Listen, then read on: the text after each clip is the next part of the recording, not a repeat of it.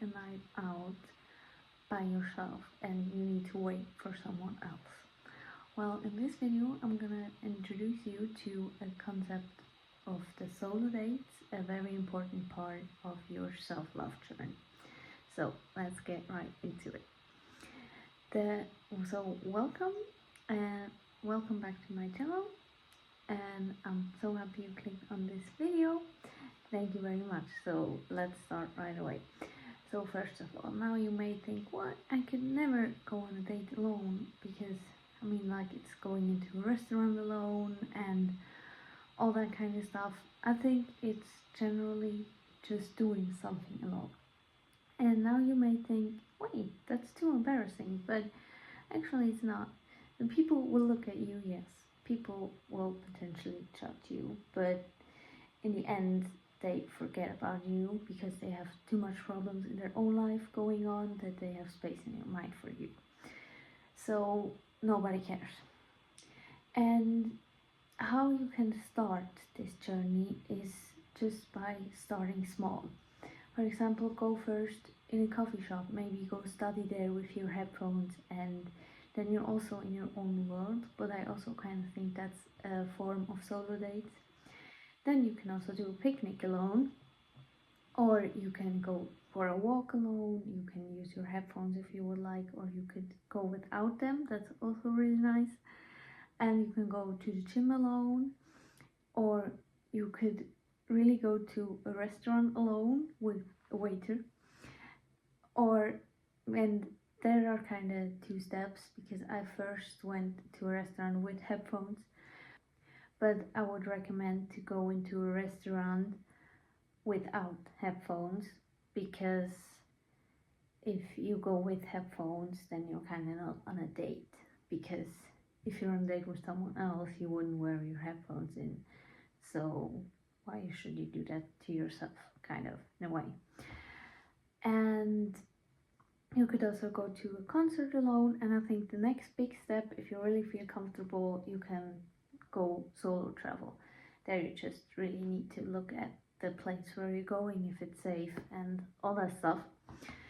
And I first went to the gym alone, and for me, I never saw that as a dating before. Gym is kind of my self-care. Then I always went to coffee shops. I always studied there, and it really became my study place and I loved it.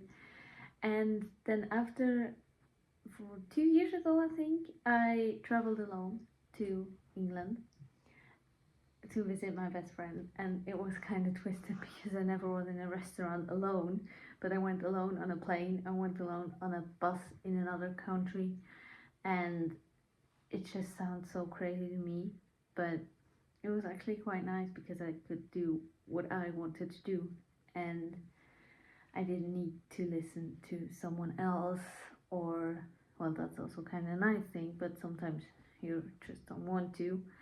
And also, if you want to do some things and the other person may not want to do the same things, so if you're alone, you can just do everything you want to do. And then in this year, and then I went in a restaurant alone. That was last year, also in another country, and that was a very nice experience. I was afraid, but I really knew that it was the thing to do. I don't know why, I just knew it, and it was so nice. And I went into the restaurant and I said, yeah, table for one, and the waiter was like, someone else coming? I was like, no, just give me my table. And at first it was really uncomfortable, also because of his question, like, no. But in the end, it was kind of nice. And yeah, I think I got a bit like strange stares and all that stuff, but I didn't care at that moment because I was happy. I ordered a salad and it was delicious. And after that, I went to the restaurant, not alone, but my sister. I went to the restaurant like 3 times in a row, and like that we discovered a new restaurant. So that's also a nice reason to go into a restaurant alone, because you can really discover new things on that way. And the thing is, you really don't need another person, because what are you gonna do? Are you gonna wait?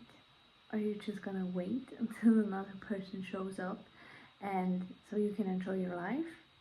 What if you need to wait until you're, I don't know, 60? We hope not. I don't think so, but maybe. And then you look back at your life and you think, I should have just done the thing. And if you now already know that, then why don't you just do it? And it's also a good thing if you're in a relationship, because you still are in a relationship with yourself too, even if you are in a relationship with another person. And I think that's a really important part also of your self-love journey, because if you sit in a restaurant alone, then you really get to know yourself. You may be thinking other things you wouldn't be thinking if another person is there.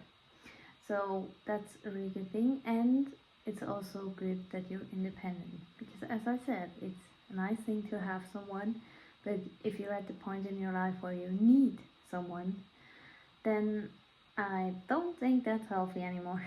And it's also really not good for yourself, and you will see that when you're on your self-love journey, and when you will look back, you will see how you really were back then and how you really were feeling.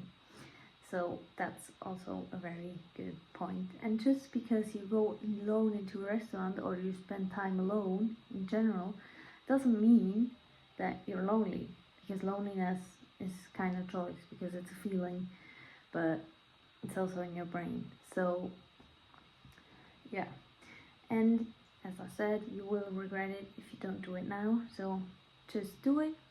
And yeah, I know you are afraid of doing new things. That's normal, because guess what, you never did the thing.